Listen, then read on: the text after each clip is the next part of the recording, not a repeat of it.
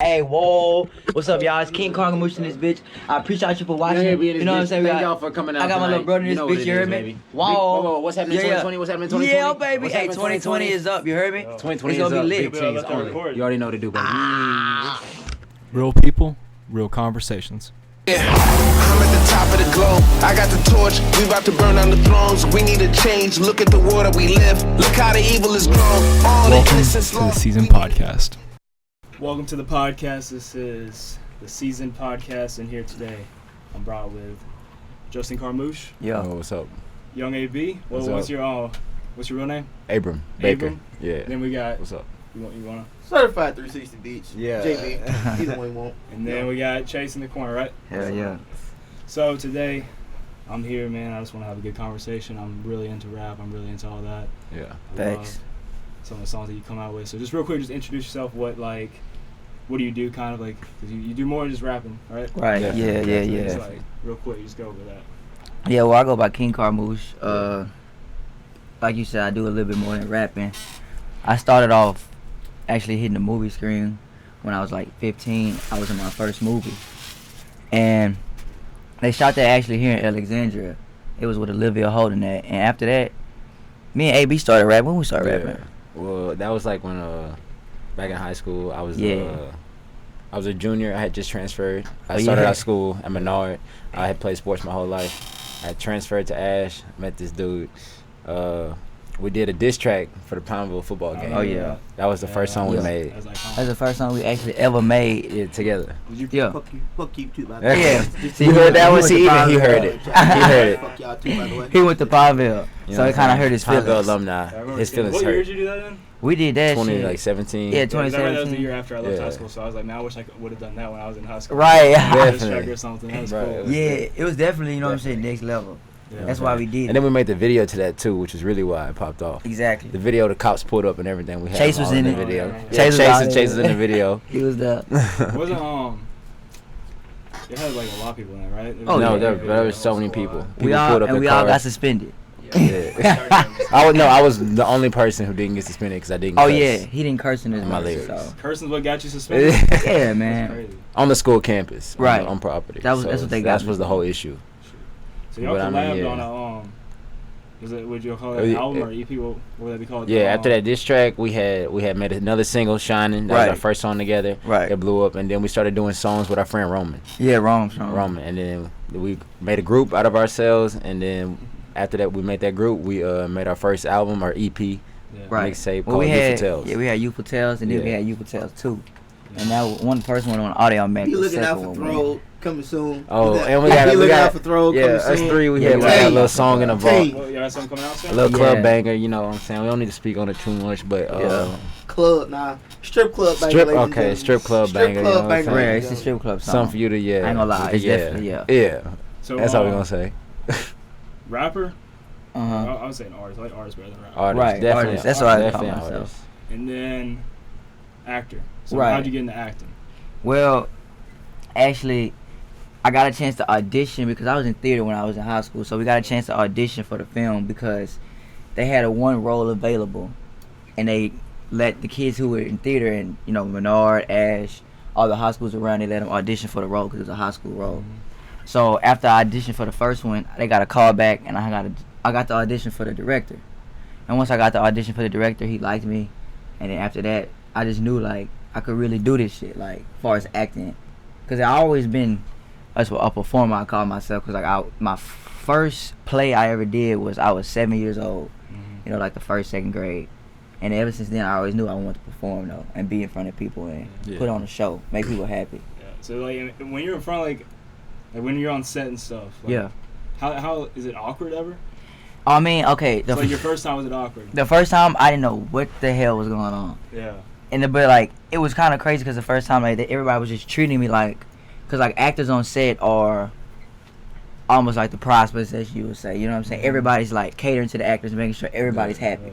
That's just kind of based off of what Hollywood and back in the day, it was really serious about that. They had to treat them a certain way, but it's a tradition still in film now. Even somebody like me is coming on the set just because I was an actor. I had people when I started sweating one scene. Somebody walked up to me, started wiping my face. I was like, what the fuck? You know, I was like, that's when it hit me. I was like, yo, this is kind of crazy. Mm-hmm. Yeah. Nah, that's when he hit you. Yeah, a nigga from Alexandria just getting shit like this. Yeah. Right. Well, what's your like, what was the moment you knew like that was what you wanted to pursue? That was like it right there. When? Not really then. I think it's when I was little when I did that first play. Cause I just remember after the play, everybody, parents was coming to me and was saying, "Wow," you know what I'm saying? Mm-hmm. Such a, you know, they was just congratulating me and telling me how I did, how good of a job I did. And at that time, I didn't realize because I was nervous. I didn't even think I was doing good, you know. Yeah. And when they told me that, and I seen the reactions on their face and how I could bring them joy by doing something like that, I knew that's what I had to do. Yeah. I'm really fascinated with what goes into an album, like Yeah. like we were talking about Kanye and stuff. Like, I love like creating like a story with an album kind of Yeah. stuff. Mm-hmm. Definitely. So You what gotta goes have a into story. like the process behind an album? Like the So let's begin. Like first, it has to start with an idea, right? Right. First you start like I gotta check. I actually got a checklist. Yeah, y'all like nah, for real. Like we actually got checklists That's a for this. checklist, Like yeah. checklists Yeah. and like we got a checklist for like how to start an album, and then we got a checklist for how to do like a release for a mixtape or an album. Right. Like Totally. So you know, what's the it's- difference between mixtape and then we got EP? Okay. EP's extended play, LP's Right, long right, play. right. Okay, now to explain those, when I grew up, when I was growing up in the '90s, cause I was born in 1990. Yeah. So from like the '80s on down, now like your EP was maybe like your It was like at that time it was like you could record labels were telling you to drop maybe like 2 or 3 singles. yeah, it's like Right. some extra So work that like you had that you just did yeah, right now. it'll be like when Yeah. you were a kid, like you know when we had cassettes growing up, like you would see like all right, it's an EP, but it's got like A side and a B side. Right. One side will have the full song on it, then it might have the instrumental behind it, and then on the other side of the tape you might have the remix to the original full song, and then you might have a DJ mix that he was just blending stuff in with Right. with the real sample or whatever. That's really what an EP is. Now mixtape, a good example of mixtape is what Wayne did when he did the Drought 3 and all that stuff. Like Yeah. Sorry for the you Waits and all that. you're going on. Well, sorry for the wait. I that can't not- really say because I'm going back to the Wayne when I was in high Yeah, school. oh, no like, Silence- like no Silence like and all no, that? Yeah. I'm going. Way I graduated in back. 2008. Farther than I'm that, talking about yeah. the Drought 3, the Drought Yeah. 2, like Right. the Carter The 2. first Like when part, he was yeah. dropping mixtapes back then, it wasn't him. All right, bro. Hey, I'm about to go holler at Zaytov and get a beat from him. Nah, that's not a mixtape. Right. A mixtape is actually going off of some shit that he did back with Cash Money. Like he might take the bling bling beat and go back over it and be Right. like, all right, I'm gonna throw this on there. Yeah. But you not. The thing about a mixtape is when you do a mixtape with other people's beats, you're not putting it out to get paid off of it. Just like- That's what a mixtape is. But nowadays you have people dropping mixtapes and they actually putting it on like Dat Spotify, Piff and yeah. Spotify and Audio Mac, but yet they turn around with the mixtape. Yeah. iTunes, Tidal, Spotify, Pandora. They doing it all on major platforms. They Yeah. getting paid off of it because their mixtape is actually original beats. Yeah. A mixtape, like I say, when I grew up, it was going off of somebody Like a remix- else's. remix. It was like a Right. remix Put your own of thing your on it, own yeah. thing to it. Oh, yeah. I'm glad you said that Mix, because yeah.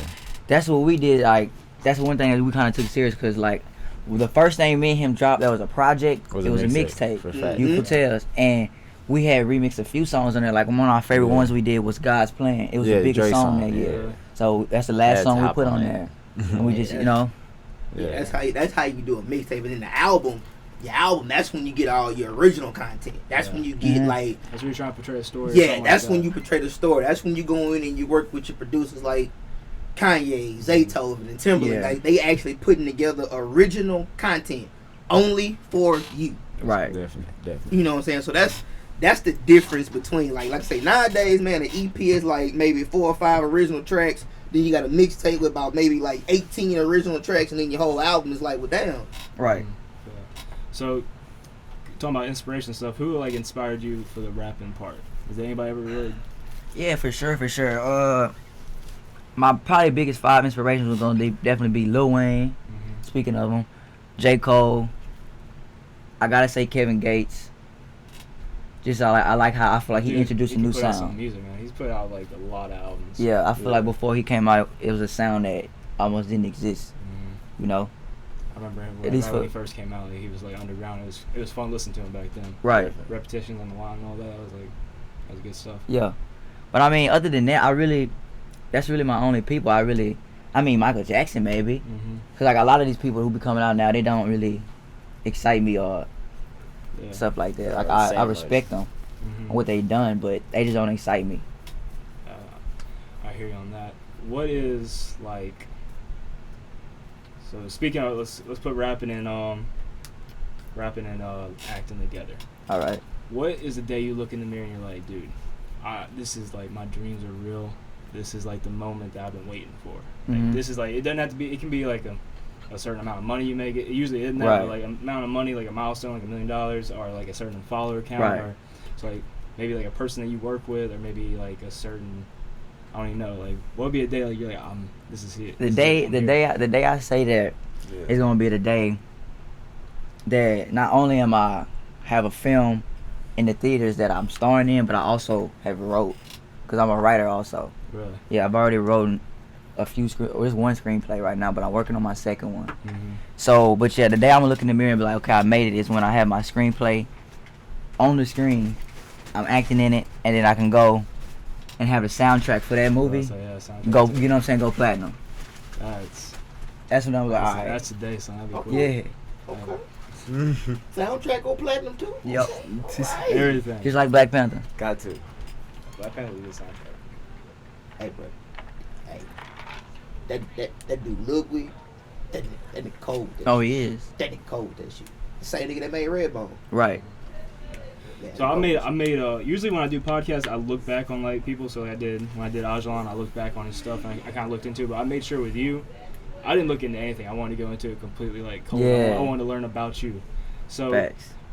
How is like your life? What was your life growing up? Like, did you always feel different creatively? See, crazy thing is, I really did. I swear to God. And like one of my best friends, her name was Michaela Barber. Ever since elementary, she always told me, she was like, you gonna be famous or something, like, since I was little. Yeah, some people just got a different like vibe or energy that comes off of them. Right, and I was just like, I never took it really serious. But as a kid, you know, I found myself always being interested in things that people weren't.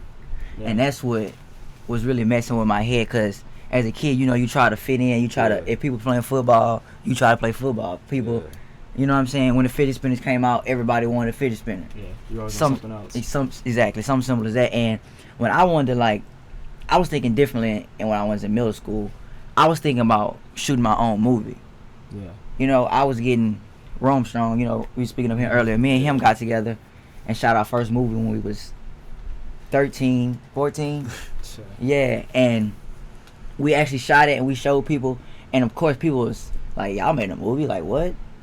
Like, what is, it almost was weird. Then you went to the film festival for it. Yeah, and then a year later, we made another film, and we went to the film festival for that one, but that's when everybody was just like, okay. You know what I'm saying? Now it's all support. That's something that's kind of hard, I think, about Alexandria is it's kind of like a black hole, kind of like you want, everybody wants you, like, they want to latch onto you. You don't ever want to leave that town. Preach, so that's my like, brother. Preach. It's a bunch of leeches. Preach. Yeah, it's like you don't want to leave the hometown. You know, they don't want you to be great. Honestly, it's like a bunch of bitter people. Right. Insecure kind of. But it makes them comfortable when everybody in the same position. So like when you first started out, did you see like kind of like that pushback from people? Definitely. Or do you always feel supported? Well, a little bit of both. It's definitely both, because I feel like from the jump, I've always done a lot of research, and I did a lot of research on artists and their lifestyles, and a lot of times they get fucked over by their friends, some family, anything, somebody, by showing that fake love is what they say it is. So when I went into the situation, I knew it was gonna be coming, so I was really able to diagram and look at it and see who was showing the fake love. I was actually looking for it. You know what I'm saying? It wasn't something that I was oblivious to. There's a lot of people that are gonna be like, they're gonna like to your face and be like, that track is hot, and then when they're with their friends, you know, it's kind of like, it's cool to talk shit about people. Exactly. Sort of. Exactly. That's how I see nowadays. And you really, if you look somebody in their eyes and just catch their vibe, you could tell if they 100 or if they 50 or whatever.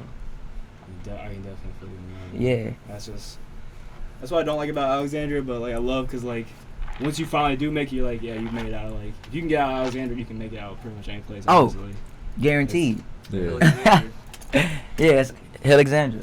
That's what they call it. Yeah. So, do you ever get, what was like your first time performing in front of somebody? First time you ever like dropped a track on something like. In front of okay. people? For as far as rapping, my first time performing was with him. We did a it was Alex Fest. It was Alexandria Fest. downtown. Culture Fest. Yeah. Oh, really? Oh no. Downtown we had to do that Yeah, first. you're right. Yeah. We did have a performance. Actually, Yeah. Did y'all perform when at it- Winterfest? yeah, What year? It was like either last year or the year before last. Yeah. Year before last year. Year Like before 2 years last ago. It was downtown Winterfest. We Yeah. had to perform with DJ Flex. yeah, DJ Flex and DJ Speedy T Yeah. was out there. Yeah. It was right outside Timber Ground. It was. Yeah, that was it our first cold. time, and then we did another performance as a group after we dropped that EP you were talking about, Youthful Tales, with Roman, and we did that at the Summerfest, the back Yeah. to school. It was a Yeah. back to school I drive saw that they were one throwing. like thing where y'all were outside, and then one performance later when y'all did the I saw the feature, you and Rome featured. In Oh the yeah, song. yeah. See that was. Oh, that was yeah, back that was in New Orleans. We did a performance out in New They did a Orleans. couple of 'em. Yeah, we did a few out there in New I was Orleans. really, I like that song. That was a good song. Yeah, appreciate it, bro. Yeah. Shout out D Bibbs. D-Bills. In terms of like doing in front of people, you ever get nervous or anything, or I'm gonna be real with you. no? It's when I'm on stage, I like being on. When I'm doing that shit, it's more comfortable than I'm sitting right here, Yeah. just walking through Walmart or some shit, because it's really my element. Yeah. It's almost like I just really love that shit. Cause I even was a fun fact about me. I played The Hobbit. You know, have you seen The Hobbit? I haven't seen The Hobbit. I know. But you The know what Hobbit. it I know is. The Okay, the main character's name is Bilbo Baggins. He's like a fucking dwarf or something. I played him in a play. Hobbit. Okay. And it's like I had to do a British accent the whole time. You know what I'm saying? It's like I'm going on a journey. Then I had to fight a dragon in the end of the play. Yeah. So it's like that was like one of the most. That was hard for me. I feel like I had to step out of my comfort zone and do that role. I feel like after I did that one, I was very confident in performing. I feel like I really wouldn't have. I mean, I haven't been nervous lately, but I can't say I ain't gonna be nervous if it's 50,000 Yeah, people more in front of me. Yeah. You ever like worry about especially now like you're still definitely on the come up, so like in terms of like performing in person, does like the production quality kind of like get on your nerves a little bit because you can't have Oh yeah, facts. Last night, I did a performance. Me and AB did one week. We had a little party. We performed at a house party. Afro DJ. Yeah, Afro DJ party. Yeah. But I walked up to some girl I know after, and I was like, "Yeah, how'd you do?" She's like, "Yeah, you did real good." She was like, "It was just the audio kind of kept peaking every night," and I was like, "See, I knew it, but I couldn't focus on that and my performance at the same time. I couldn't worry about both, so I just had to Had to go do it. So I just went with my move and performed. But it turned out good though. Yeah, it did. They said we did good. You know what I'm saying? Good energy and everything. Yeah. So That's good. yeah. What about what movies have you been in? I remember seeing a Netflix movie, right? Right. In Alexandria. Right. What was the name of it? It had something to do with school. Oh right? yeah, it was Class Rank. Class Rank. Okay. That was on Netflix right now, and then I was also in a spoof. It was kind of crazy, a spoof of Avengers and Star Wars. They smashed that shit together, and it had Shawn Michaels, the wrestler, in it. Then with the sweet chin music, I kick people in the mouth. Sweet chin music. Yeah. And it was, I mean, I liked it. It was pretty funny to me, but yeah, I was in that also. But that was the only two movies I've actually had a role in. But I have been a featured background in Tall Girl, which is on Netflix now, Yeah. and Queen and Slim, and that's So coming out. How do they go about So- picking people doing the like background type stuff? Do they just like? Well, it's like a lot of times if you're on the website, you can just get on set, and then once you get on there, you have to network and show that you have the chops. So the people, like the assistant director, is the person who deals with the background when it comes to movie sets. You have the director dealing with the actual performers who have lines. Then you have the assistant director talking to the background controlling when they cross, if they doing just random shit that looks real. Yeah. So if they notice that you have chops and you know what's supposed to be going on and know what looks good on camera, they're gonna put you in front of the camera. Yeah. So it's just like that's what happened there, cause like that day one Queen and Slim, that comes out in November. It's basically like a Black Bonnie and Clyde, but it's about these two. It's a couple, and they go on a run from the cops after some shit happens. But at the end of the movie, it has a protest in it, and yeah, I just got a chance to. When you see it, I'm gonna be in the front line. I can't say too much about it. Yeah. Do you think it's all about like who you know in this type of industry, other than talent? It's definitely about relationships. Talent will get you noticed in the end if you got it, but like it's about who you know, sort of. Yeah, right. But it can only get you so far. And also with that too is, I mean, it's how you network. Yeah. You know what I'm saying? Like with me being a producer and a beat maker, it's like, you know, you got to put out content. Because if you don't put out content, then it's like, well, then they go off. Right. Nobody really gonna know you. Yeah. You know, so it's like you got to network and kind of, you know, make sure you get your marketing and your strategy game out. And that's what I see, like, especially with people here in Alexandria. It's talent here in the city. It is. But it's just that some people don't understand the way of marketing and promotion. They figure that just that one like and share on Facebook is gonna get it everywhere. Nah, that's not reaching everybody.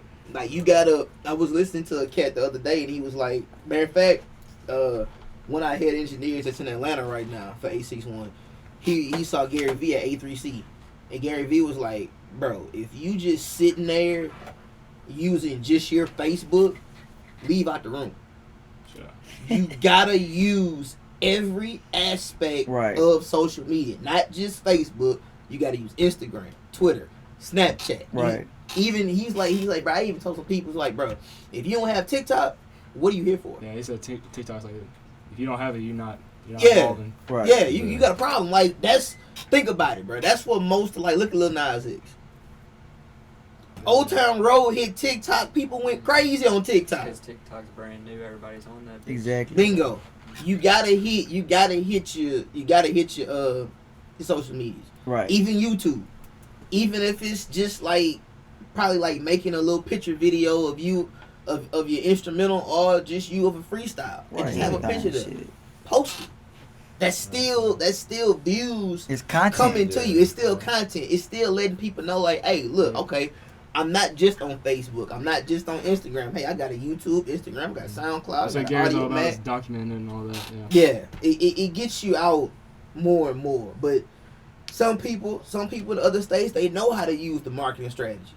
Here, not really. Yeah, they like this. That's something I'm doing with Season. So as a clothing line that's coming out, but I don't like to call it clothing. I like to call it art because I just don't like those words like apparel and stuff like that. Merchandise, it gets on my nerves. It confines you. Yeah, it's like it's not just that. So it's something I'm trying to release with it. I'm doing a documentary series behind it, so like people want to know what's going on. And like when you do a clothing brand, people don't understand how much goes into the back end. A lot, I'm sure. Right. Yeah, like I have to stay up until like 1 a.m. to talk to like all the people like in China, cause like just to like talk to the sourcers and distributors and like. So that's what I'm trying to do with Seasons, like do a documentary series behind it, so people understand like this is how much work goes into it. Yeah. Like, all they see is the $28 T-shirt, and they're trying to question why it's $28, and like, cause I do all this, I do 6 months of back end work, and then I try to do I'm trying to release like a soundtrack with the stuff coming out, so I'm trying to work with artists and stuff to get an actual like kind of like a score. Yeah, holla at me.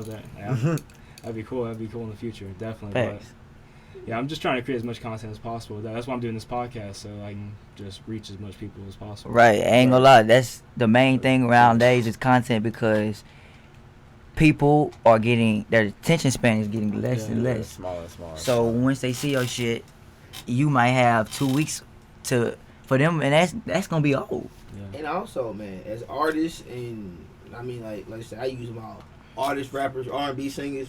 Hey, look, when you post it on your social media, and they give you that little booster ad, drop your money in there. Because that's gonna really help you. Those boosting your ad, putting those ads on there, making ads and promoting that.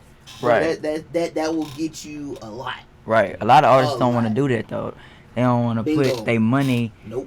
They don't want to invest into their own craft, and that's what a lot of people lack, and that's why they're holding them back. They could definitely be on the charts. They can definitely compete with other artists, but they don't even believe in themselves enough to put the money into it or to the risk. Right. They rather risk somebody else's money. I love talking about on the podcast. So the last two people I talked to them a lot about mindset, self-belief, law of attraction theories and stuff like that. So Facts. Do you read a lot of books or anything? Is there? I'm gonna be real with you. I just got what's it called, Audible. Yeah, I got it. I get 5 credit. I get 5 new books a month that I can listen to. The last one I listened to was Rich Dad Poor Dad. Yeah, I've seen that. But I don't do a lot of reading, but I do a lot of watching documentaries, and that's basically like reading a book to me. And it is age, it's like that. Yeah. Nobody wants to sit down honestly and read a book for a while. Mm-mm. Like, there's a few like pillar books that you need to read. Kind Right, of. right. Right. I read the 4 Agreements, the 48 Laws of Power, and Okay. stuff like that. Like the fifth agreement and stuff like that. Yeah. I love all that. I don't know how y'all feel. Do y'all feel about Russ? I know some people don't like Russ. Russ, I fuck with Russ. I like his mindset. I like Yeah, his, he I like different. His mindset. I like his mindset. He rubs people wrong. Yeah. Yeah. He just an asshole because he didn't did all this shit by himself. Yeah. Nobody helped him. Yeah. It's like He he don't go kind of for hypes it. himself up a little bit. That dude, he's done mean, a lot for Well, himself. some of the stuff I've heard, it seems like he deserves the right to almost. Right. Because if he really, you know, He gotta toot his own that horn. nigga by himself, then Yeah. just fuck everybody. At that Yeah. He's My like the thing first is- guy to actually like promote my- himself as doing everything. My himself. thing Everything. is with that Yeah. though, with him doing that, still got to give respect to your OG. Yeah, it's like, You know what I'm yeah, saying? Yeah. there's Like, still ways that's- to talk to people. That be my issue with people like that. It's like, don't get too cocky. Yeah. Don't get too cocky because there's always somebody that can come in there and put you in your place. Real. You know what I'm saying? That's what I think with him. Nobody has done it yet, but he gonna come around that one person. Yeah. And it's gonna make him be like, well, damn, hold on, let me rethink this Reassess whole. Let me make some sense of this. Yeah. Like, what the hell just happened? Yeah, he got a little bit cocky, and then either OG or one of these new cats came in here and put you in your place. You know what I'm saying? 'Cause it's like it's certain. Hey, don't make people- me put you in your place, Russ. It's certain because it's certain people that have done shit on their own. Yeah. But how I look at him is like, okay, like I look at Currency for example. Like Currency has done almost, except for no limited cash money. Now Currency does everything on his own. Yeah. Now, I don't see this nigga going. I don't see Currency going out here beating up on nobody because they was disrespecting him. Mm-hmm. Nah, Yeah. that ain't cool. That's really not cool. It's like you showing like, all right, bro, I can do this and I can do that. Yeah, it's cool. It's cool. You can scrap, but we really ain't looking at you for that. Yeah. With that, you know, with that thing, it's all about your image. You know, and then you'll be like Kanye wandering around. Why TMZ and the paparazzi following you? Because now, well, I mean, you just punched the cat in his face. Yeah. So That we is gonna follow Kanye. you to see who you gonna hit next. Yeah. And some people don't think about that. But with Russ, I mean, Russ cool. You know, he been kind of quiet lately. You know, but Yeah. you know, That's something I really, because I didn't read books at all probably until 2 years ago, and then Russ is the one who put me on like reading, learning and stuff. So that's Right. when I first began, because that was when I was going through all my surgeries and stuff with baseball. So Yeah. I was like kind of just like, that was the first time I was ever introduced like mental health. Yeah, So I feel you. That was like the first time in my life I was ever depressed, kind of sort of. Like, Yeah. Because like high school, I was just like always having fun. Like it was like Yeah. I never stopped and thought about like mental health. Right. But then, I went through the surgery. I was like, I don't know what to do now. You know. Yeah. So I was reading books and stuff and trying to learn about it. So that's also what season is, Seasons of Life. So like really focus on mental health. And Yeah, mental health is a That's a big part of life that people part of don't life. talk about, and it's not really in our households as much as it should be. You know what I'm saying? That's why a lot of people, they don't even know what the hell going on, but they actually, you know what I'm saying, Yeah. don't know what's going on. Let that out. y'all keep going. I just got the camera's only go 30 minutes at a time, so I gotta just put it back Oh on. yeah. Are you straight? Oh yeah, you good. Yeah, man. What? Mental health, man. Let that shit out. But you know, in high school, you think of depression, you're like, nah, just tell yourself to feel better. You'll feel better. But it's Yup. actually like chemical stuff going on that you need Get to like, your Exactly. Chemical shit. Because we got DNA in us. yeah. What? And it's all different. man. definitely. Like I say, with mental health, man, let that shit out, bro. Man, Yeah. like don't keep it inside of you, cause then it'll start. Especially in this Yeah. industry, like putting all your Yeah. shit out there and stuff. Like you, Yeah. at some You point, like expose you're gonna, yourself, yeah, people are gonna know you. A prime example. Look at Kanye. He puts everything out Look at there. Kanye. He puts everything out there, but like people don't realize, bro. Like what he's doing now with himself, son. He's had to come back and find himself because, bro, that shit with his mom fucked him up. Facts. You know what I'm saying? Like, and then at that time, he really wasn't Yeah. talking, so he was just keeping it all in the inside. So when you finally go in the studio and actually let that out on paper, man, listen to 808s and Heartbreaks. That's, bro, that dude poured his soul into that album. Yeah. I really love Kanye. Like that dude, like every bit of him, man. He like inspires me to do all types of stuff all the way. Now everything I did on Target, yeah. It's hard for me to listen to that one. I'll go all the way from college dropout, late registration, graduation, and 808s and heartbreaks. I listened to some of my Twitch of Dark Fantasy, but after that, he kind of lost me. After that, I was like, wait, hold up, player. Right. your antics and you're doing too much. You're doing a little bit too much. That's because he wasn't letting it. Everything that he was saying and doing, man, that was real. Yeah. Because at his concerts, him doing them rants, on the Life of Pablo tour, that's letting people know what's built up inside of him. Right. For him, that's like, all right, I didn't got that off my chest now. I'm good. I'm straight. I can move forward. Right. But then you got the media coming at you like, what the hell is wrong with Kanye? Why is he doing this? You don't think about your reaction until it's already done. Right. You don't think about it. And at the time, he was telling us he didn't care, but he cared.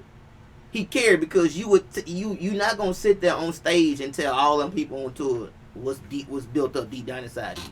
Yeah. Like, bro, half of them people in that audience didn't care about Blue and North not playing with each other, but that's just what he felt inside that he couldn't probably, at the time talk to Jay-Z about. Right. I heard a really scary theory about his mom dying with the Illuminati. Yeah, I'm going with what I was read off the news, and which I believe is true. Like, his mom was told she couldn't have the surgery here in America. She had it was some type of disorder that she had, that if she had the plastic surgery, it was gonna kill her. Well, he put the money up for it. And he was like, nah, don't do it. If it's gonna kill you, don't do it. Mm-hmm. She went on her own overseas and did it. Didn't make it alive. Yeah. Like that, knowing that you put the money up for something that she wanted, and you told her not to do it and she did it anyway, and then she died, that'll hurt your mental. Yeah, it's like now, two ways. Because it's like now you sitting there thinking like, damn. Like, kind of put it on yourself a little you bit. putting it on yourself like, damn, I killed my mom, and I didn't mean to. Right. So it's like, all that stuff that he got, man, bro. Now he just letting all that out. Yeah, when I saw the video of him like seeing Hey Mama tour, like not the first time, but probably one of the first times in the kitchen and stuff. That was like a real good video. Yeah, I know you talking about. That was good to see. Yeah. What going on to another subject. What when you get out of Alexandria, what's your dream place to live? You have like a place? Well, honestly, when you're an actor and like an artist and stuff, you kind of never really have a place you stay. Honestly. There you go. That's my plan, to never settle down, ever. I'm of course have a big ass house in Alexandria, condo maybe LA. I'm gonna be working, of course, a lot of LA, Atlanta, probably New York, but I just need condos there. I don't really want to be confined to one city. I don't really ever like the idea of having a house, because I don't really have to take care of the yard and all that. Like, especially when you're on the move and stuff. Exactly. Like, a condo is like sounds so much better. That's why when you get big, get your gated community. Have somebody else come and cut the grass. Right. Charge all the maintenance. Yeah. So you don't have like a certain place that. I mean, I do want a little house in like Dubai, probably. Just cause. Just for fun. Yeah, just for fun, but it's not. That's probably the only city I could think of that you always be like, oh yeah, I'm gonna settle down here for a little bit. Unless I get like an island, maybe. Yeah. Do you ever think about So have you had a first studio album yet? Has that happened yet? Like a first solo studio album? Won't happen for a minute. Yeah. Is there a lot of funds that go into it, or what happens? It ain't even that. It's just a real album. It's gotta be. Yeah, you gotta. Man, that's a thought process. Yeah. It's a long, you gotta make sure, like the whole time you come into the studio, like everything you can't drop.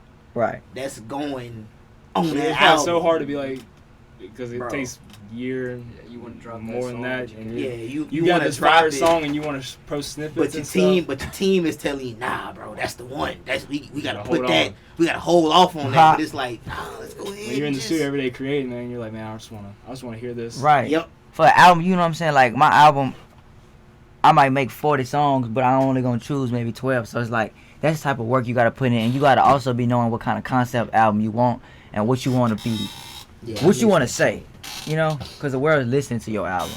And also, I feel like I shouldn't have an album until I got people waiting on it. Yeah. Why do that? And I could just drop singles. Mm-hmm. How was so October 11th? Yeah, That was your birthday, right? yeah. So is that why you named it that? Like, Yeah. What was the thought process behind that song? See, I named it that just because this was my first song that I dropped on all platforms. That was by myself. Like we put Youthful Tales 2. It was me, him, and Rome on there. It was everywhere also, but this one was my first one. So once I made the song, it was originally called Sacrifices. But once I heard it and kept listening to it, I just knew I had to call it October 11th because it almost just the song just was like me. If you didn't know me, you listen to that song, you know me now. Yeah. You know what I'm saying? You know what I'm about. You know what I'm talking about. You know where I'm coming from. Mm-hmm. I can see that. Yeah. What's the process of putting it on Spotify, iTunes, all that? It's Is there like a big it- process, it- money not- wise, or? Not really, man. It for me. Well, in my point of view, it just depends on like you have your different distribution companies. Like you might have DistroKid, you might have TuneCore. It's a couple other ones, but I know with like TuneCore, like it goes through like 34 major platforms. You got Tidal, Spotify, iHeartRadio, Pandora, Apple Music, iTunes, Amazon Play, Google Play. I forgot there's so many. It's so many. It's so So many. many of them. Like Deezer, Yeah, these are. Napster, and they put it out everywhere, and like all you have to do is just like get the link and just share it. Send the file and all And that. send the file that, yeah. Yep. Yeah, cause what you do is like on TuneCore, like you make your whole profile, like you'll upload your artwork and then you'll upload the track listing. Once you upload the track listings, you put like you give the credits to who they go to, like your artist or who was featured on there, your producer, your engineer, and then once they upload it, you might wait between 3 to 5 business days for it to hit Apple or iTunes. Once you hit Apple or iTunes, the rest you just wait. You lit. Are industry plans real? Like an industry plan. So like, have y'all heard of Ian Dior? No, he's like an upcoming dude. Like he literally has never like released a song, and then he released an album, and it's on the radio. It's all of a sudden. Oh, that mean he got money behind him. Yeah, that he mean was he with got internet money. That's all he got money yeah, that behind mean him. yeah. So Yeah, like, but he got and then there was like a video made though that was going over like he had a bunch of music under another name, and they like picked him up and then completely changed his style. So like they made him like change his hair and all that. Wow. Yeah, so like he changed everything. He went from like Hell this, no. That mean he signed Don't- the contract. I ain't doing that and- shit. and- He went from like being clean cut like y'all, and then now he's like got this like Juice WRLD type Crazy look to shit him. going Yeah, up. he's Yeah, got, like- see, that's like I listen Hell to a lot no. of Big Crit, and I remember one album, one mixtape he had. The song's called Dreaming, and I remember a lyric that he always said. He walked in, it was like they wanted to sign him first, and the first thing he said was like, they told me call me Crit, they told me change my name. Don't be alone if you don't make it. That's just part of the game. A lot of people at that time didn't understand what Crit meant. It stands for King Remembered in Time. Okay, that's cool. That's why you tell them like, you know, what I told them to call me Crit. They told me to change my name. Don't be alone if you don't make it. That's just part of the game. I didn't rap about cars, dope, nor did I sell it. I guess the story of a country boy just ain't compelling. He didn't sell dope. He didn't sell it. Didn't do none of that. It's just that the stuff that he was saying, it wasn't your everyday at the time rapper type thing. Right. It wasn't out here slinging pistols everywhere, shooting a hood video. Nah, it's actually giving you a storyline of, alright, this is where I came from. This is how we do stuff down here. This is how we get it. But the industry was telling them, don't like your name. Right. Change your name. Yeah. Nah, I'm gonna make it with my name. No, you won't. Yeah. Big You Crit. won't make it. Big Crit go hard. He was definitely one of my inspirations too, just because seeing somebody from a state over from me come up actually rapping about some real shit rather than what everybody was listening to. It was one of the first time I seen somebody come up with their own story. That's why a lot of people gravitate to him, because he gonna give it to you raw and uncut. He signed a Def Jam. He was like, nah, this ain't for me. I can't do this. So now he went multi to the Sundial, which is his own label now. So he's under his own self and he runs everything. Most of the album artwork that you see from Big Crit, he has drawn himself. He doesn't get nobody else except for the last 2 albums he's dropped. He has people come in, but other than that, all his other albums, he made the cover. Damn. Wrote the song, made the beat, engineered it, and produced it. Right. He's done all of it himself. Now the last 2, he's kind of working himself back into kind of working with people. Because at first he was like, nah, if it don't touch my his one of my favorite lyrics is like, if it don't touch my soul, I can't listen to it. Yeah. Definitely. So that goes like into, so you've been doing this for like a good bit. Do you ever look back on like songs that you made and like kind of get not embarrassed, but you're like, man, I'm so much better now? Yeah, I definitely can see my improvements from my first song, but I don't. Nah, cause we was listening to old shit the other day. We was lit, you know. Since our first songs, they've been jumping. Yeah. Heats. Yeah, I feel like if anybody go back, that's really why we just kept rapping, because we knew it was like almost meant to be. Facts. Yeah. How much goes into the mixing, mastering, all that in terms of like making it sound like it wasn't made like you know what I mean, like that had that authentic feel to it, like where you can like play it in like any speaker system and it sounds nice. Right. It's a process, man, because you go from, you know, you might start off at home with your headphones, and then it's like, all right, man, let me get to the studio, let me see how this sounds in the speakers.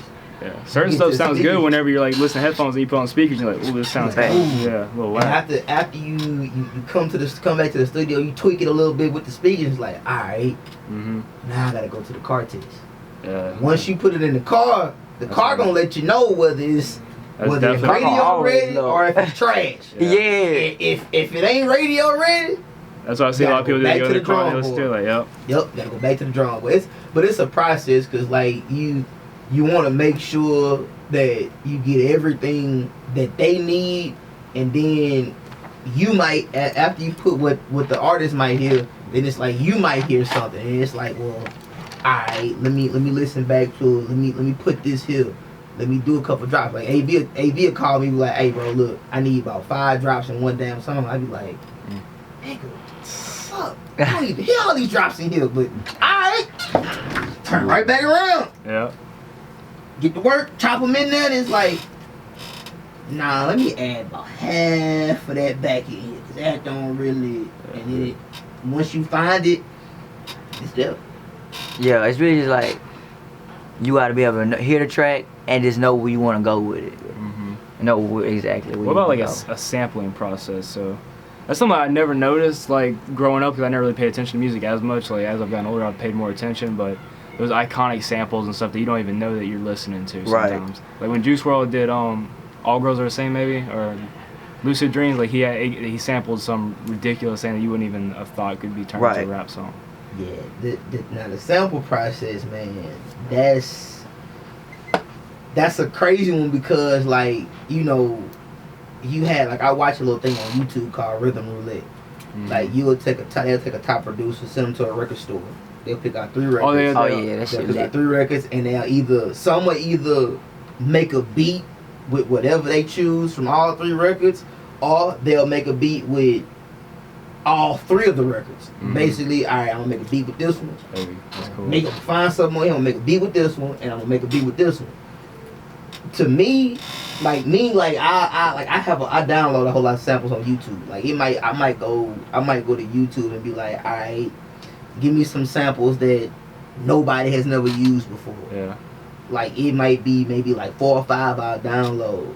By the time I get to them, I gotta re-listen to them now, because now I'm going into work mode. Now I'm sitting here like, all right, let me hit play, let me listen to it, let me see where I might have a chop here. Might be able to take something out of here real quick. I might be able to use that. It just depends. It's different ways you can do it. Some people use a turntable for it. Like I know on Rhythm Roulette, all of them use a turntable, and some of them have an engineer in there with them. Yeah. That'll be like, hey, bro, you can pull that out for me right there. I like that. Or hey, let me pull that kick out for me. Right. It's certain things you pull out. Like you might look for a melody, you might look for a hi hat, a wood block or something. Sampling is crazy, but you gotta make sure if you do it, don't put it on major platforms. Right. They are coming for you. Yeah, that's why when Juice WRLD, that person came after him and like he took like so much money from him. That was his first song that popped. Right. Yeah. I give you a prime example of a sample is Just Like Music, Eric Sermon. That came out when I was in like junior high. Like he paid Marvin Gaye's family at least $500,000. $500,000 because he used Marvin Gaye's sample. And he made a video with Marvin Gaye in it. Shit. With him doing the song. Yeah. Which college did that too though? Robin Thicke, that Blurred Lines. They got sued for that shit. About I think it was like over 10 million. I still call bullshit on that whole little situation because that did not sound like Marvin Gaye's song. But hey, you know that's neither here nor there. Right. But yeah. And it's certain times that you might make a beat and somebody might be like, damn, bro, that sound. So you sampled Marvin Gaye? No, you didn't. Mm-hmm. That's just like I got a beat out right now that I redid for Stir Fry. It's a whole remix, and everybody was like, "Bro, that sound." Because when I made it, I was like, "This sounds just like the beat for Stir Fry, but just a little bit better."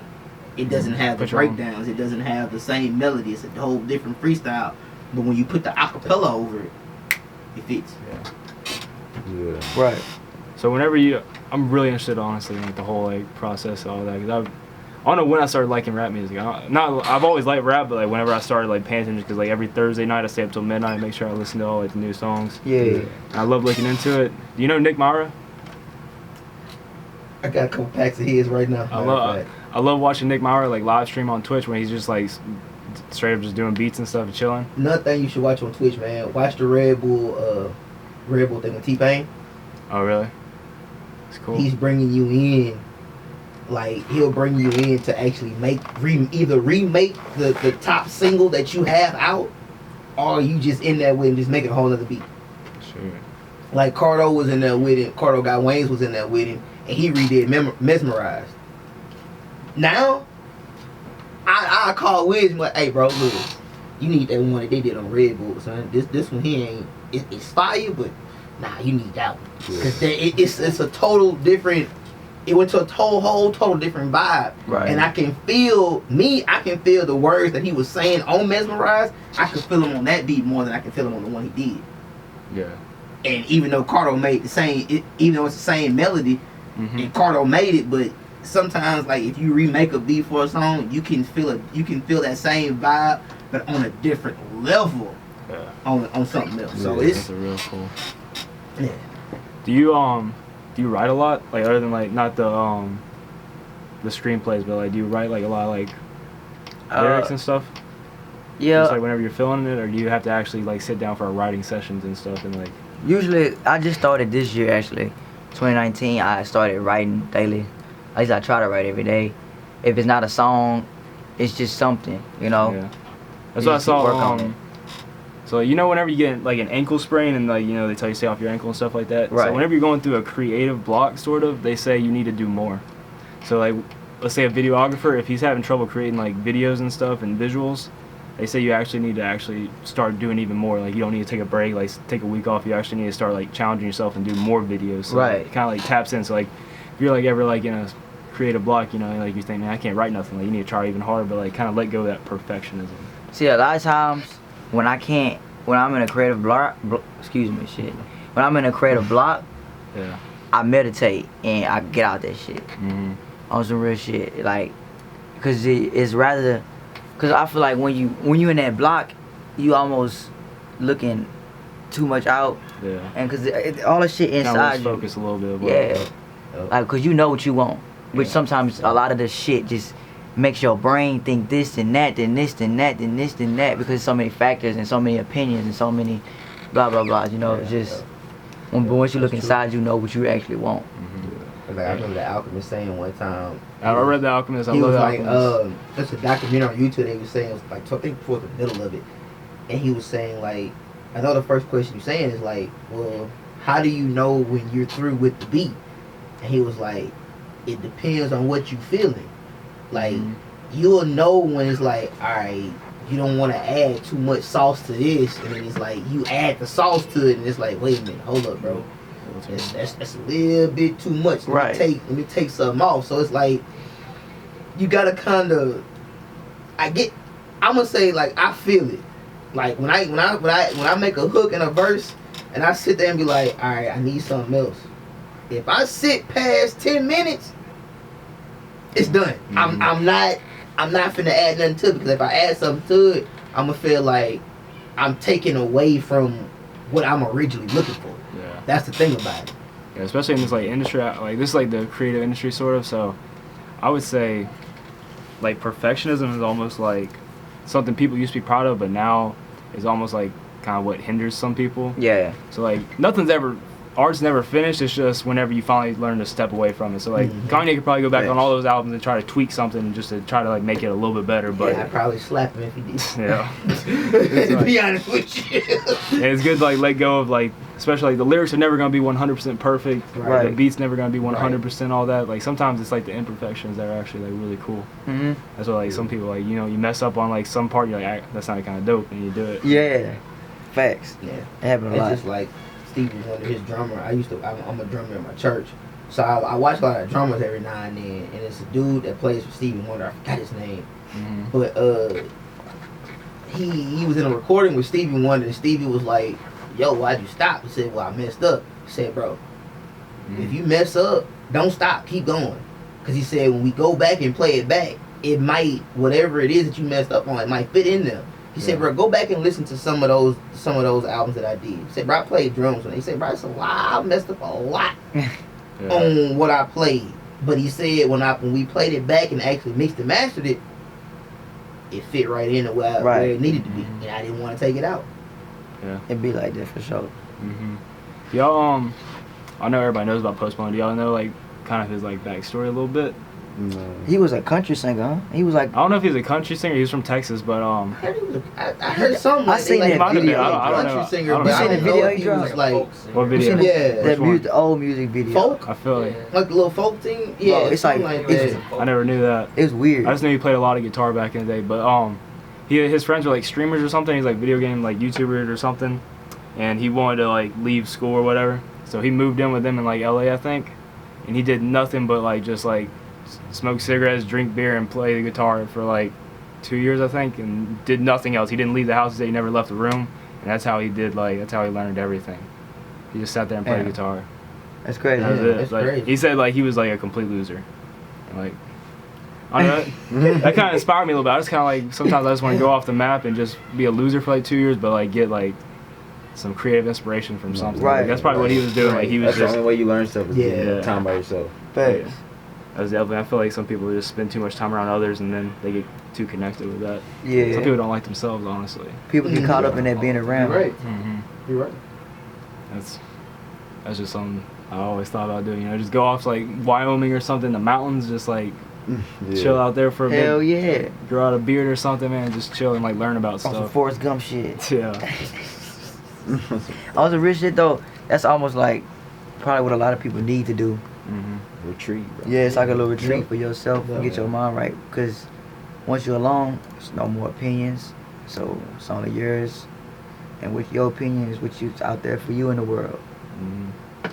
That's definitely something I think it's starting to get a little bit cooler to start working on yourself, but it's still slowly.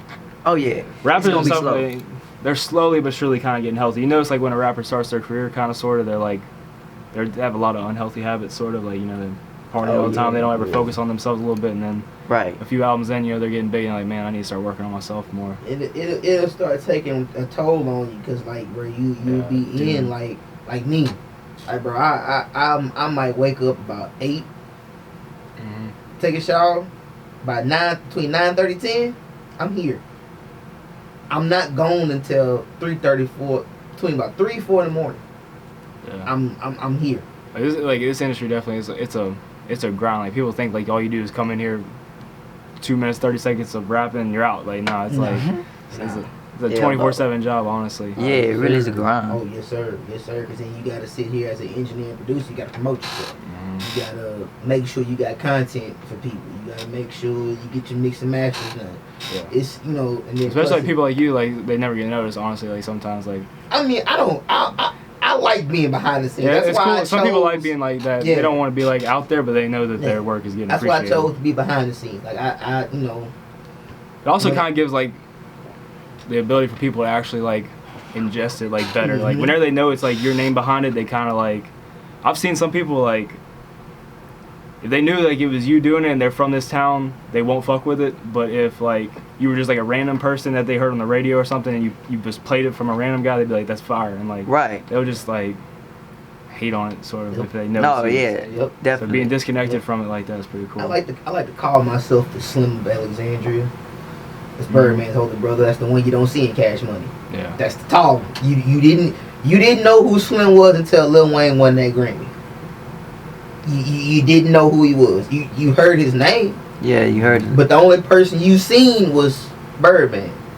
You didn't see Slim until it was time when important things happen. That's when you'll see him. When one of these cats go up there to win a Grammy, you'll see me then. That's when you'll find me. Yeah. Just look close. I'll be there. But other than that, I'll be here. Mm-hmm. What was the name of that song that you, Rome, and them did?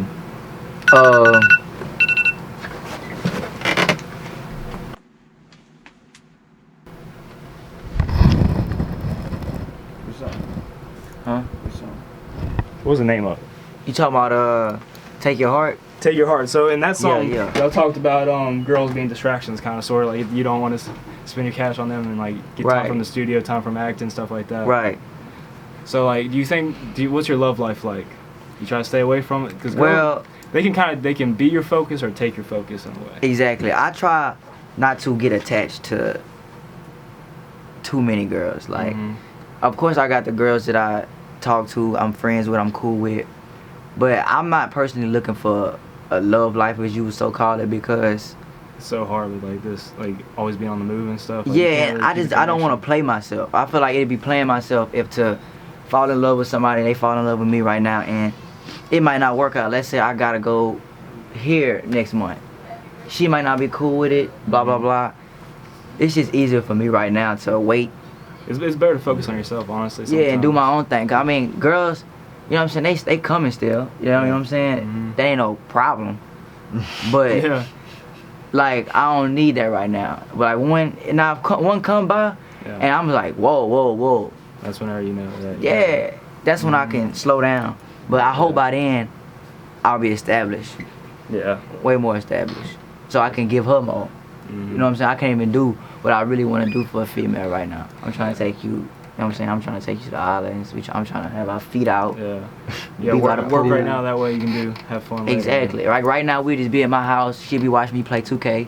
Yeah. You know what I'm saying? I ain't trying to do that shit. People don't like appreciate the struggle and stuff. Like when you're starting out, like they kind of see you as a loser kind of. Yeah. Sometimes like it's facts. You're doing nothing but what you want to do, and just because you don't have the fame right now, they think you're a loser. So right. I hate that. It's just, but if you got the right mindset, you gonna know that come with it, and that's why it's there to get rid of the people who ain't really about the shit. Yeah. You believe in like speaking into existence and stuff? Oh yeah, that's why I'm here. You know, I feel like your words is just as powerful as your thoughts and your actions. It's all energy. Yeah. You think we're in a simulation? That's what I heard from Elon Musk. He thinks there's better odds that we're in a simulation than not. I seen it. I don't know anything about simulation, but I was thinking. I ain't gonna lie. I was thinking about this shit the other day though. If we in a simulation or not, and what really got me thinking it is just because all this crazy shit happening. Like it's literally like an episode of a TV show. It's crazy. So, but I don't think that is actually a simulation. I think this is just a product of like what the world. Yeah, this is what the world's coming to right now. You think time travel's real? Yeah. It's crazy. Time travel's real, but I mean, it's not like Back to the Future. Not that type of stuff. Fuck no, it's like, it's way different. It's a whole different concept of it. Do you think there's a cure to cancer? Definitely. Well, I think so. Okay, it was like I think it was in the 1940s. Y'all can look it up, but I don't know the scientist's name, but he created a tool that used. It was basically a frequency device and a vibration device, and he got 10 cancer patients, and with his tool, he raised that vibration to heal its body. And what the vibration did, it would fight off the cancer cells. So 8 of the 10 patients survived, and that cancer got rid of. It got cured. Yeah, with this device, but I mean, where is he now? I feel like everybody that Who comes, fucking knows? they make so much money. I feel like they might have it, and if somebody ever tries to come forth and say they have it, I feel like they might like get killed or something. I don't know. Facts. They're trying to keep that shit. Like it's so much money. Stupid low key. Because they're making too much money off the sick. If we can do all this stuff, we got cars driving themselves. I feel like we got some type of Come on. cures. No, I mean there's it's just money. If you got the money to pay for the cancer cure, you can get it. Think about it. Magic Johnson had AIDS. He did. They kinda say, oh, It's money. Think about it. Magic made The it. dude that Nipsey Hussle was talking about fought the government twice and won both cases. You talking about Dr. Dr. Sebi? That's the reason why That's the reason why everybody don't really know about him. They don't want people to know that he fought the Supreme Court twice and won both cases by saying that he does have the cure for AIDS, cancer, lupus, everything. Right. He had that, but they don't want people to know. Right. They don't want us to know. They don't want us to know that. Just like he said, they want to make money off the sick. That's how they do it. Facts. You think Tupac's still alive? Oh yeah, he's somewhere over there. You think he's on an island somewhere? Mm-hmm. What about XXX? You think he's still alive? No. Nah. I don't know about that one. one's That living. one is a kind of cause Yeah. Drake That had a kinda whole threw verse me. about that. I don't- Yeah, Drake had a verse about that one. He's on. Yeah, I think Yeah. How y'all feel about Drake? You think he's? I ain't gonna lie. Drake, I really fuck with Drake. See, Yeah, I really look at the do. shirt. Yeah.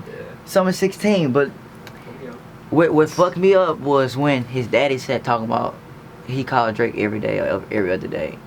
And Drake said he does it just for the Right. Is that what you're talking about? Whenever he said he does it because the people like it, it gets plays or something like that. Yeah, and then Drake posted on his Instagram. And it seemed like he was mad that his daddy said that, but he wasn't being like, Daddy, you lying ass bitch. You know, he was just like, Daddy, why would you cross me like that and go and do this? Yeah. And then he just said my dad would just say anything to whoever would listen. But he never said that's not true, you know what I'm saying? Mm-hmm. But I just felt like we was talking about earlier. What we was listening to? Which one? Money, Dreams Money come by. Yeah, Dreams Money. And he said, as soon as that bitch went I off, said, he I said, wish he wrote this. as soon as that bitch went off, he said that. This song. And I was like, yeah, you're right. And I think that just goes with off of that, that Drake might have been rapping somebody else's lyrics on a song, and his daddy heard that, and that's what that was about. Yeah. But, you know, that's just, you gotta write your own. If you want, you know what I'm saying? If you wanna If you wanna do be an that, artist, you can't be a fake artist. Yeah. You can't be a cover artist. unless it's, Well, I mean, but it's like you do the same thing he does. what? You starting the same way he did. People gotta realize, man, that man wasn't always a rapper. That man name was Wheelchair Jimmy in Degrassi. It was. I tell you all the time, bro, that dude will forever be inked in my history as Wheelchair Jimmy. Yeah. That's where I first even like Jay and Silent Bob. That was the first place that I actually saw all of those guys that have now blown up and become major actors and major artists. Right. That's where I saw them at. That's where they started. Mm-hmm. And it's like when I first heard So Far Gone, I was like, I ain't no Wheelchair Jimmy can sing. and like y'all laughing, people's like, Wheelchair Jimmy. So y'all didn't know this man was on Degrassi? Like, Right. I'm the only. They don't. People of this generation, at least, they Yeah. went around for A lot of people don't know that. It's like, I thought that man was a whole rabbit artist. Nah. Right. Right. That people gotta listen. Gotta think about it. He from Canada. Degrassi, filmed in Canada. That's your first big break. Yeah. Yeah. Literally. I just wish he'd do more acting now. I ain't gonna lie. I wish he'd be on screen. Yeah. He making too much money right now. Yeah, you right. He making He's making like something. you selling out you can sell out Madison Square Garden right now, bro. That's more money than you probably see in the box office. He just got somebody writing this shit for him. That's it. That's the only But thing. he's still performing though. He's still performing. He's still performing. Hey, he a hell of a performer though. I give it to him. When I went to go see him on this, nigga flew above us. Him and Travis singing Scott can that shit. perform, man. They got some. Too much. I got my eyes on you. Mm-hmm. Point down at everybody. They got some crazy setups, man. Yeah. Whatever they can imagine. Having a roller coaster, Yeah. riding it, man. That was crazy. Oh, that shit wild. Hopefully you can do that one day. Yeah, I was thinking.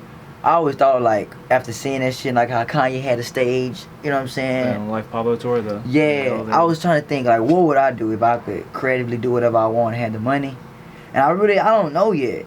Honestly, if maybe I think like a big ass pyramid or some shit. Yeah, it's just like it's hard to think of. Whatever I think of. Like I remember like first tour I actually seen, like I remember they showed the Cash Money video when they went on tour, and these fools had a whole helicopter inside the arena, like lit, crazy stuff. flying around the arena. And I'm fuck? like, what in the fuck?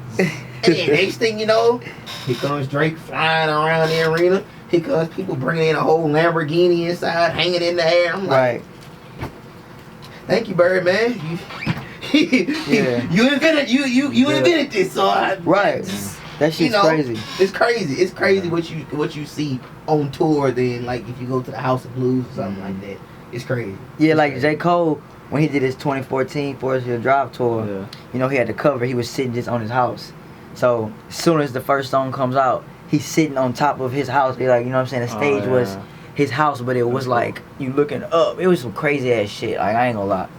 One of the things that I'm always gonna regret is I never went and saw Kanye perform live. Yeah. Honestly, because he does some crazy stuff. You gotta go to Sunday service. Yeah, you gotta go to Sunday service. I said if he goes anywhere near Louisiana, I would go to a Sunday service. Let me. I'm gonna ride with you. We going down. No, if he comes anywhere close, he's been. I singing ain't buying Northwest. the sweats though. I ain't paying $2,000 for no doggone sweatsuit. Actually, I bought the sweatpants, the Sunday service ones, and I bought them for I don't remember how much, $200 maybe, and they're like worth $500 now on StockX and stuff. Yeah.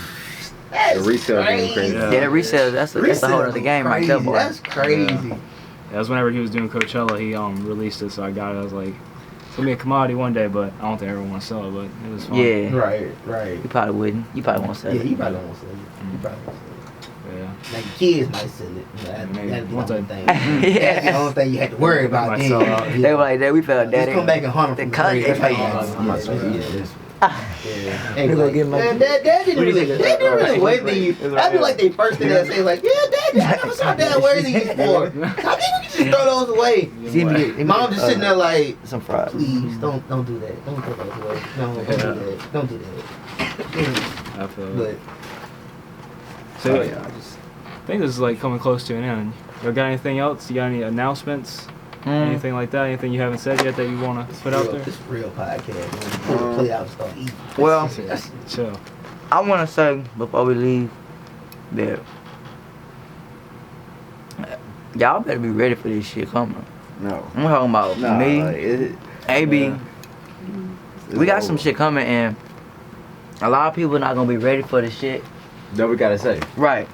But just open your mind. You know what I'm saying? open your mind and just know that we the ones. We the chosen ones. That's cool. Definitely. Only people I like bringing on here is people I believe in, and I like bringing on people before they make it. Right. Sort of, because I believe in them from the start. I like showing that off. I appreciate you believing in me, real talk, bro. Yeah, that's all it takes Heck yeah. to bring people up. Is somebody else believing that. Yeah. Facts. Not enough people say they love you whenever they need That's love. facts. That's true. Mhm. That's true. It's like you don't let them know you love them until they're gone. Honestly, sometimes until they don't need it anymore. Yeah, It's too rest late. in peace, Nipsey. Rest in peace, X. You gotta say X. Got it, rest in peace, X. That's crazy. I wouldn't really mean, be an 19, fan, bro. but you know, Nah. It's just Nip- crazy how they Nip start showing kinda- so love. He made some crazy stuff, honestly, bringing in the guitars and stuff. Yeah, He kind of brought that to the rap scene a little bit more. yeah. I got drawn to him. Facts. I got drawn to Dip. It was when I first heard what was it? I think it was Slauson Boy 2. When I heard Slauson Boy 2, I was like, yeah, Mm-hmm. this cat up to something. Because it wasn't just like I said, it wasn't your regular hood nigga shit. It was like, all right, bro, Right, hey, bro, I'm about to show you how to get shit working with Vector 9. I'm about to get stuff done here. So he was basically showing you like, all right, hey, bro, look, it's cool that you working for them, but think about you in the end run. Work for yourself. Build your own thing. Do that. That's cool. Yeah, I think that's where it's going to end, guys. If y'all watched that long, it's awesome. But Appreciate y'all. everybody here. Appreciate you. What? Thank y'all so much. You know what I'm saying? Big. What? I can't. Yo, I can't come up here, okay? Yeah. But yeah, follow me. Heck yeah.